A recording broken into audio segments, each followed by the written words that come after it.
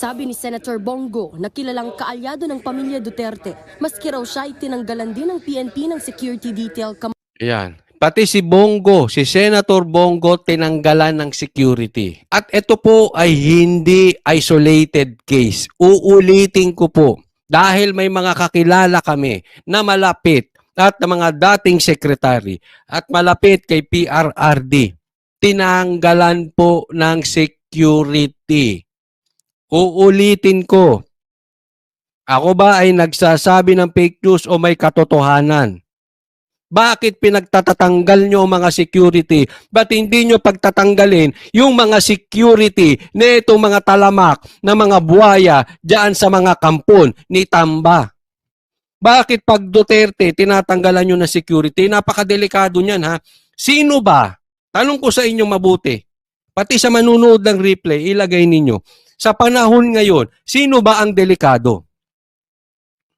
Yung mga sunod-sunurang kay Tamba dyan sa Kongreso?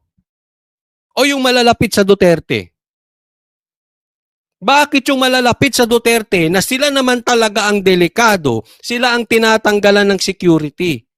Hindi naman delikado yung mga oo lang ng oo pag sinabi ni Tamba, talon, tatalon. Ba't hindi nyo yan pagtatanggalan ng security? Hindi naman delikado yan eh. Sunod-sunod lang yan eh. Pinagtatanggalan nyo yung security, yung mga nakikipaglaban para sa mga abusadong politiko. Ay, ito po yung laking problema natin sa bansang Pilipinas ha. Nakakatakot na po ito. Mapa-politiko, mapa-vlogger, mapa-journalist. Basta ikaw ay sumisigaw ng Duterte. Pag alam ka, alyado ka ng Duterte. Pag ikaw ay napunta ng Davao, ikaw ay ina-isolate. Tinatanggalan ng security, demanda, pinababanatan sa mga kapwa vloggers. Nako. Ay nako. Makailan. Ako rin po yung natanggalan ng security na mas nauna pa ako sa kanya. Siguro mga 3 weeks ago pa po ito. At bilang vice chairperson po ng Senate Committee on Public Order, concerned rin po ako. Panawagan ni Go sa mga pulis, huwag magpapadala sa politika at manatiling professional. Yan ang medyo may problema tayo ngayon sa pulis. Yung pulis ngayon, naiintindihan ko sa isang banda, sumusunod sila sa utos.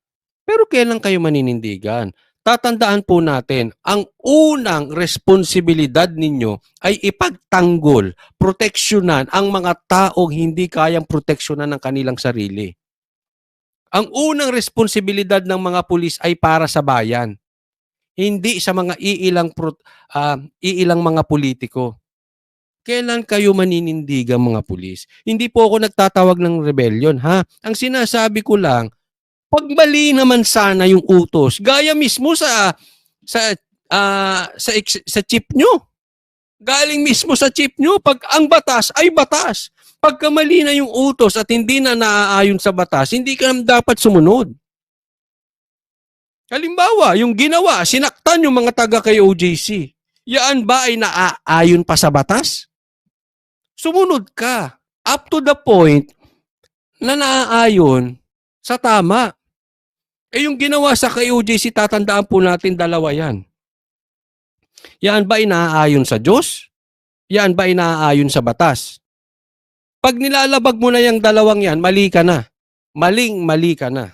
Si Senator Bato de la Rosa naman nanawagan sa mga retiradong pulis at sundalo kung sino raw ang gustong mag-volunteer bilang security detail ng pangalawang Pangulo. Tingin ng senador may nag-utos kay Marbil na bawasan ang security detail ng BC.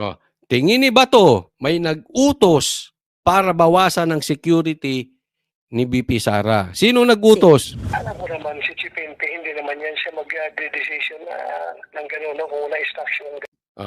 Alam mo naman yan si Chief PNP, hindi naman yan magdidesisyon kung walang instruction galing sa taas. Yan, lintik na yan. Ha? Pag-usapan muna natin yung nasa taas na yan. Hindi ko kilala kung sino yung nasa taas na yan. Pero yung nasa taas na yan, ha? May pagkaalsa demonyo. Ha? Hindi ko po kayo pinipersonal. Kasi hindi naman binabanggit ang pangalan ninyo kung sino yung nasa itaas na yan. At hindi ko rin naman kilala kung sino yung nasa taas na yan. Pero ilang beses nang lumabas yung pangalang nasa itaas. Sino ba yung nasa itaas na yan? ang ugali ay may pagka-impyerno. Dapat kung nasa itaas ka, ikaw ay may ugaling langit. Yang nasa taas na yan, may pagka-ugaling ilalim eh. May pagka-ugaling demonyo. May pagkasatanas yan. Yung nasa taas na yan. Ba't ko nasasabi? Kasi, yung mga galawan niya, binawasan ng security si BP Sara. O ayan ba'y gawain ng makalangit o makasatanas? O, yung ginawa sa KOJC, tinatanong sila, kaninong utos siya, kaninong instruction yan. Alam mo, sagot ng mga pulis, utos sa taas. Sino ba yung nasa taas na yan? Ano ba yan? Diyos ba yung nasa taas na yan? Sino ba yung tinatawag nyo? Sino ba yung nag-uutos sa inyo? Tanong ko lang, Marbil. Sino ba yung nasa taas na yan? Sino ba yung nag-utos na para saktan, para raidin, na walang search warrant itong KOJC? Sino ba yung satanas na yan? Yang nasa taas na sinasabi. Kasi ilang beses na pong lumalabas yung pangalan na yan. Tatanungin mo, pulis, sino nag-utos? Utos sa taas. Oh. O meron dito nagagalit sa akin. Ang lalim ng argumento. Ang sabi, unggoy, Coach Oli. Akala ko tinatawag. Yung nasa taas, unggoy. Sige. Unggoy kaya? Hindi kaya satanas. Hindi ko sinasabing demonyo yon. Sinasabi ko, may pagkasatanas ang ugali. Saan ka nakakita na fully armed men sasaktan yung babaeng payatot na maliit? Hindi ba may pagkasatanas yun?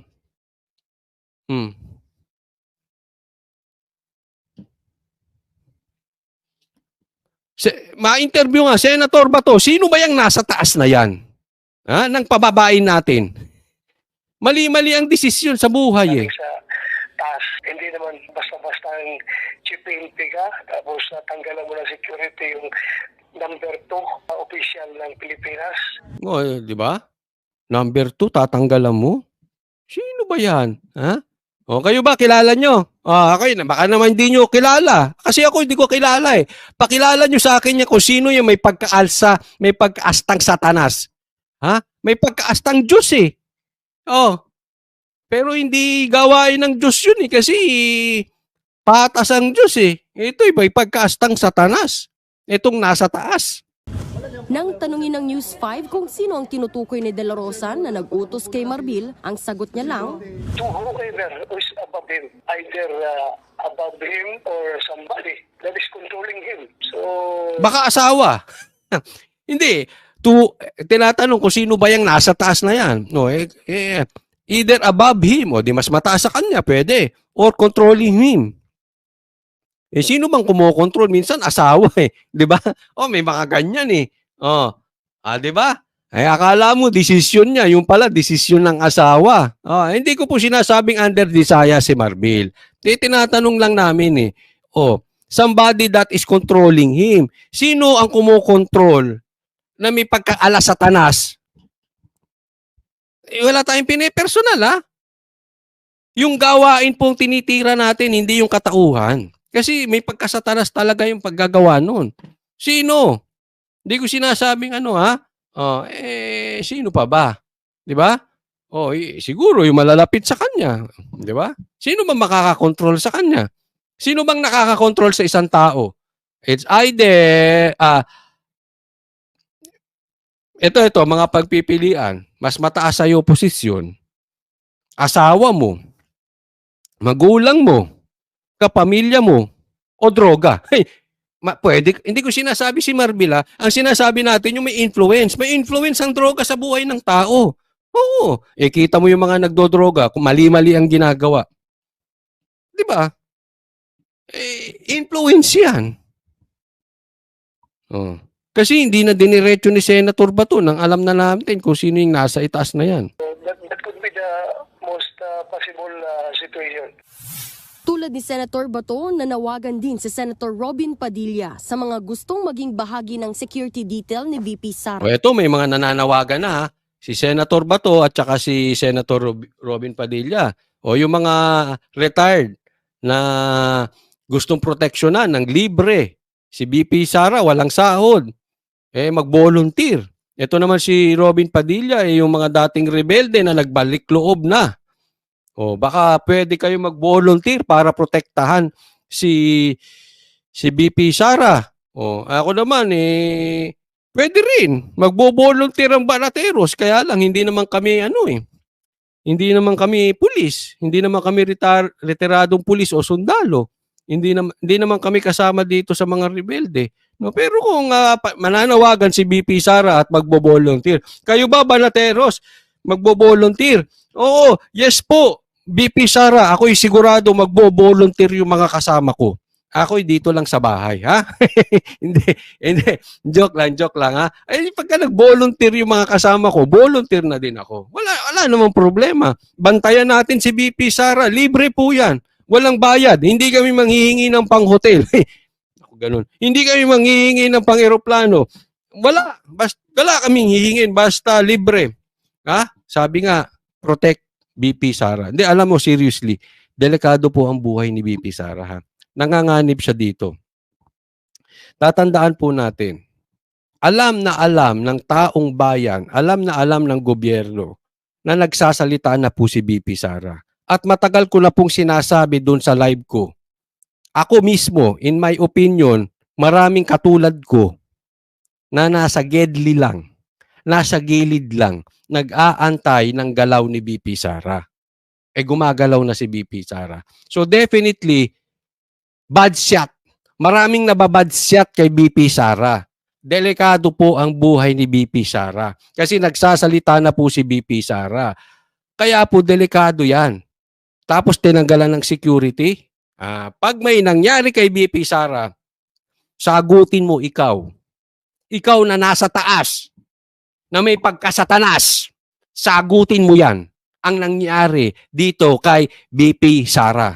Kung sakaling may mangyayari. At pati na rin sa iyo, Marbil, kasi ikaw ay naging kasangkapan para tanggalan. Tapos hindi tinatanong ka, hindi ka makasagot. Diba? Ito tinatanong to si Marbil, hindi siya makasagot. Sagutin mo ngayon si BP Sara. Huwag si Abalos ang sasagot kay BP Sara. Tinawag kanyang sinungaling. Marami siyang pinunto na kasinungalingan mo. Ang tanong, totoo ba yung sinasabi ni BP Sara na sinungaling ka? Patunayan mo kung hindi. Kampong Chicken, maraming salamat. Sana may pang fundraising for BP Sara security kahit pangkain at gas. Magpe-pledge ako monthly just for her. Thank you, Kampong Chicken. Alam mo, iwas po kami, Banateros. Kung may pledge, nangyari po yan kay Bantag eh. May mga nagbebenta ng ticket. Out kami sa mga ganun. Thank you sa iyong kusang loob, Kampong Chicken, na magpe-pledge para bantayan si BP Sara. Maganda yan, di ko sinasabing mali. But as for me and my group, ayaw namin ng mga pledge. Kasi dyan pinagmumulan ng korupsyon. Kaya nga dumistansya kami nung nagkakaroon na may mga grupo na concerned di umano kay Bantag at nagbebenta ng ticket. Paano kung nagkabulilyaso yun? At hindi makarating kay DJ Bantag yung kinita? Bulilyaso, kaya kami ayaw namin.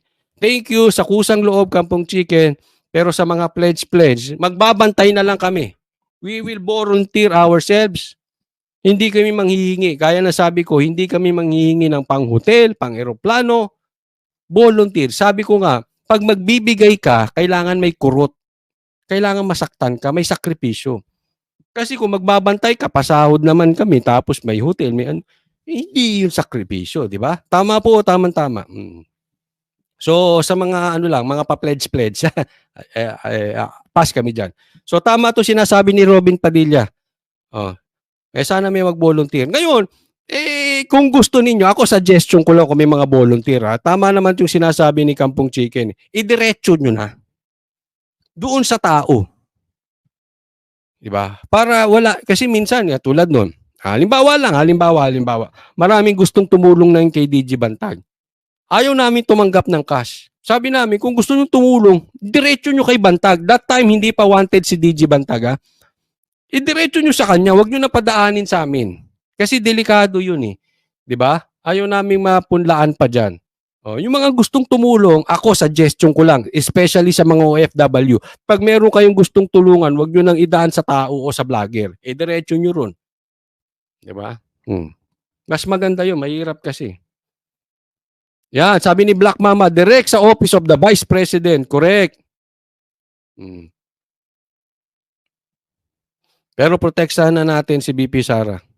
Partikular na raw yung mga dating rebelde na voluntaryong sumuko at gusto nang magbago.